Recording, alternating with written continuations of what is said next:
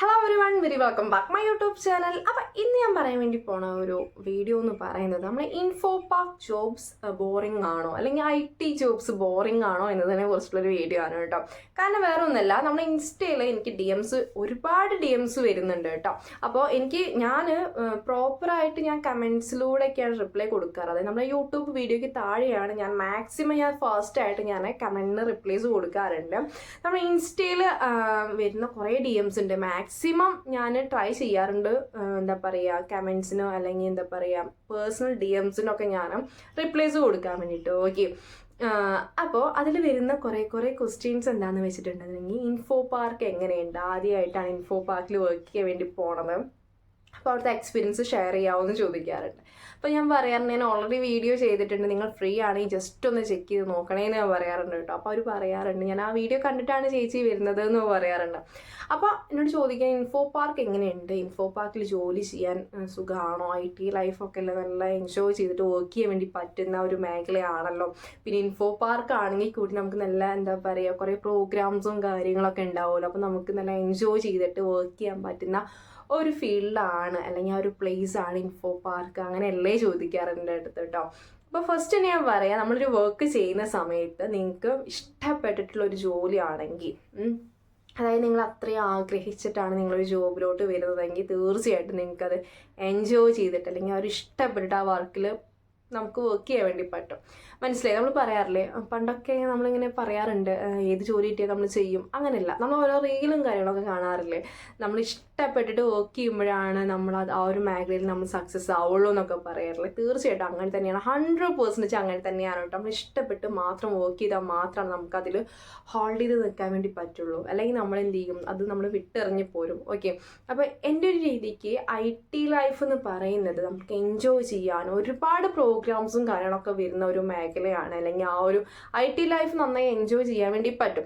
അത് എങ്ങനെയാണെന്ന് പറയുമ്പോൾ depends on your company. Okay, കമ്പനിയുടെ ബേസിസിലാണ് നമുക്ക് ഇതൊക്കെ എൻജോയ് ചെയ്യാൻ വേണ്ടി പറ്റുള്ളൂ. നമ്മുടെ IT പാർക്കിൽ നമ്മൾ എന്തെങ്കിലും പ്രോഗ്രാംസ് ഉണ്ടെന്നുണ്ടെങ്കിൽ നമ്മുടെ കമ്പനിയിൽ നിന്ന് നമുക്ക് പെർമിഷൻ എടുത്തിട്ടാണ് നമ്മൾ പോവുക. ഓക്കെ, അപ്പോൾ ആ സമയത്ത് അവർ പറയുകയാണെങ്കിൽ ജോബ് കഴിഞ്ഞതിന് ശേഷം മാത്രം പോയാൽ മതി എന്ന് പറയുമ്പോൾ നമുക്കൊരു ഓപ്ഷനും ഇല്ല. മനസ്സിലായോ? പിന്നെ കമ്പനീസിൽ ഫൺ ഫ്രൈഡേ അല്ലെങ്കിൽ വീക്കെൻഡ് പ്രോഗ്രാംസ് ഒക്കെ ഉണ്ടായിരിക്കും. അതൊക്കെ ഡിപ്പെൻഡൻറ്റ് ഓൺ യുവർ കമ്പനിയാണ് ഗൈസ്.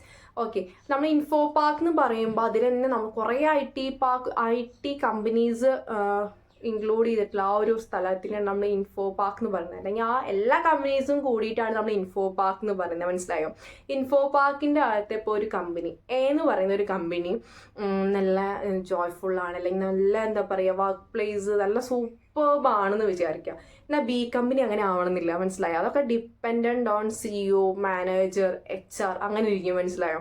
അപ്പോൾ നമ്മൾ ഒരു കമ്പനി ഇപ്പോൾ ഇൻഫോ പാർക്കിനകത്ത് A കമ്പനി എന്ന് പറയാം, A എന്ന് പറയുന്ന ഒരു കമ്പനിയിൽ നല്ല സൂപ്പർ ആണെന്നൊക്കെ പറഞ്ഞിട്ട് നമ്മൾ എന്ത് ചെയ്യും, B കമ്പനിയിലെ വാക്കൻസി വരുമ്പോൾ അവിടെ കൊണ്ടുപോയി നമ്മൾ ജോയിൻ ചെയ്തിട്ട് നമ്മൾ അവിടെ വർക്ക് ചെയ്യുമ്പോൾ ചിലപ്പോൾ അങ്ങനെ ആവണമെന്നില്ല. മനസ്സിലായോ? എൻ്റെ ഒരു രീതിക്ക് എനിക്ക് ഫസ്റ്റ് ജോബ് ഞാൻ ചെയ്തിട്ടുള്ള എൻ്റെ ഒരു എക്സ്പീരിയൻസ് ഓൾറെഡി ഷെയർ ചെയ്തിട്ടുണ്ട്.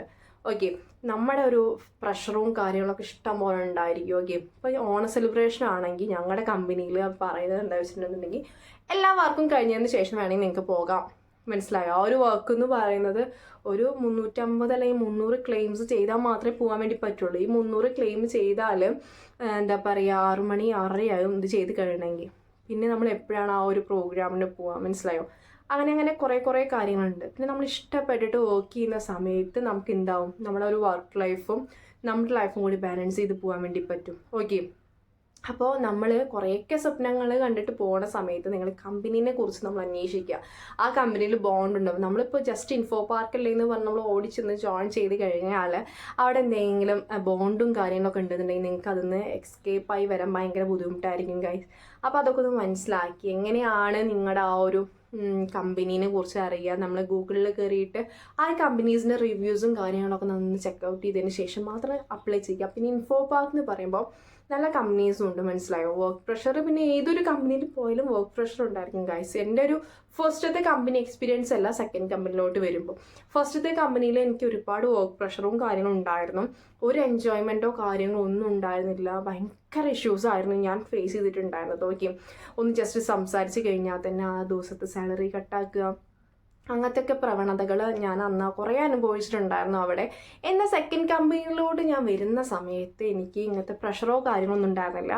പക്ഷേ മുന്നത്തെ കമ്പനീനെക്കാട്ടും കുറച്ചും കൂടി ഹാർഡ് ജോബായിരുന്നു സെക്കൻഡ് കമ്പനിയിൽ. പക്ഷേ അവിടുത്തെ ടീലും കാര്യങ്ങളാണെങ്കിലും നമ്മളെന്നെ അധികം ഫോഴ്സ് ചെയ്യാതെ ഒന്ന് നല്ല രീതിയിലൊക്കെ സംസാരിച്ചിട്ടാണ് നമ്മളെ കൊണ്ട് ചെയ്യിപ്പിക്കുന്നത്. മനസ്സിലായത്? നമ്മളെ കൊണ്ട് ജോബ് ചെയ്യിപ്പിക്കുക എന്നുള്ള രീതിയിലല്ല മൂപ്പരാൾ ജോബ് ചെയ്യിപ്പിച്ച് കൊണ്ടുവന്നിട്ടുണ്ടായിരുന്നത്. പക്ഷെ ഞാൻ ആദ്യത്തെ കമ്പനീനെക്കാട്ടും കൂടുതൽ വർക്ക് ചെയ്തിട്ടുണ്ടായിരുന്നത് സെക്കൻഡ് കമ്പനിയിലാണ്. മനസ്സിലായത്? പക്ഷെ നമ്മൾ ഫ്രീ ആയിട്ട് നമുക്ക് വർക്ക് ചെയ്യാൻ വേണ്ടി പറ്റുന്ന ഒരു വർക്ക് കൾച്ചറായിരുന്നു എനിക്ക് സെക്കൻഡ് കമ്പനിയിലോട്ട് വരുമ്പോൾ. അതാണ് ഞാൻ മുന്നേ പറഞ്ഞിട്ടുണ്ടായിരുന്നത്, ഡിപ്പെൻഡൻ്റ് ഓൺ യുവർ കമ്പനി. മനസ്സിലായോ? ആ ഒരു കമ്പനീനെ അനുസരിച്ചിട്ടിരിക്കും നമ്മൾ എൻജോയ് ചെയ്യണോ വേണ്ടേ എന്നുള്ള കാര്യം. പക്ഷെ ഫസ്റ്റത്തെ കമ്പനിയിലോട്ട് വരുന്ന സമയത്ത് അത് പക്ക പ്രൊഫഷണൽ ആയിട്ടുള്ള ഒരു കമ്പനിയാണ് ഫസ്റ്റത്തെ കമ്പനി. സെക്കൻഡ് കമ്പനി എന്ന് പറയുമ്പോൾ ഓൾറെഡി ആ ഒരു കമ്പനി ഇങ്ങനെ ഉയർന്നു വന്നത് കൊണ്ടുവന്നിരിക്കുന്നതേ ഉണ്ടായിരുന്നുള്ളൂ. അപ്പോൾ അതിൻ്റേതായ പോരായ്മകളും ആ ഒരു കമ്പനിയിലോട്ട് ഉണ്ടായിരുന്നു. പക്ഷേ നമ്മുടെ ഒരു വർക്ക് ചെയ്യുന്ന എംപ്ലോയീസിനോട് നല്ല രീതിക്കായിരുന്നു അവരൊക്കെ പെരുമാറിയിട്ടുണ്ടായിരുന്നു കേട്ടോ. നല്ല രീതിക്ക് എന്ന് പറയുമ്പോൾ അധികം നമ്മളെ ഫോഴ്സ് ചെയ്യുന്നോ കാര്യങ്ങളോ ഉണ്ടായിരുന്നില്ല. പക്ഷേ എന്താ പറയുക, എന്നാൽ വേറെ രീതിയിൽ വരുമ്പോൾ കുറേ ഇഷ്യൂസും ഉണ്ടായിരുന്നു. അപ്പോൾ ഇതിൽ നിന്ന് രണ്ടും നമുക്ക് മനസ്സിലാക്കാൻ പറ്റാവുന്ന കാര്യം എന്താണെന്ന് വെച്ചിട്ടുണ്ടെന്നുണ്ടെങ്കിൽ, വർക്ക് ചെയ്യുമ്പോൾ, അതായത് നമ്മൾ മറ്റൊരാളുടെ കീഴിൽ നിന്ന് നമ്മൾ വർക്ക് ചെയ്യുന്ന സമയത്ത് ഒരുപാട് കാര്യങ്ങൾ നമ്മൾ ഫേസ് ചെയ്യേണ്ടതായിട്ട് വരും. മനസ്സിലായോ?